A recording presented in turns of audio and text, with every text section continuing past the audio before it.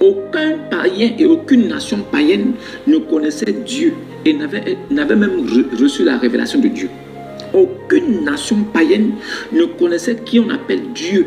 Aucune nation païenne n'avait même la connaissance même que Dieu existe.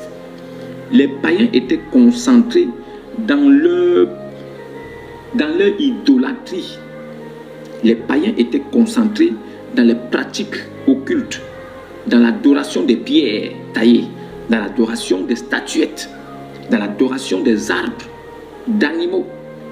Et la plupart des personnes qui cherchaient Dieu n'avaient jamais trouvé Dieu parce que tout ce qu'eux ils adoraient, ils héritaient cela de leur père.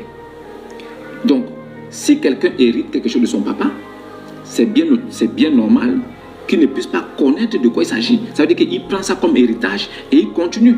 Donc, tous les païens ne connaissaient pas Dieu. Ils adoraient leur Dieu. Chaque tribu avait son Dieu avec des interdits. Et c'est même dans nos villages aujourd'hui, nous retrouvons des interdits. On dit, vous, dans votre village, vous ne devez pas manger la tortue. Vous, dans votre village, vous ne devez pas manger le singe. Vous, dans votre village. C'est-à-dire que vous trouvez des personnes qui vous disent que dans notre village, selon notre coutume, on ne mange pas le mamba vert.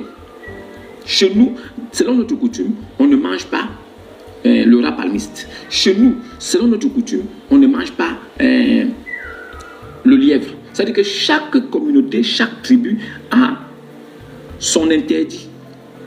Donc, ça veut dire que chaque tribu a son Dieu qu'il adore.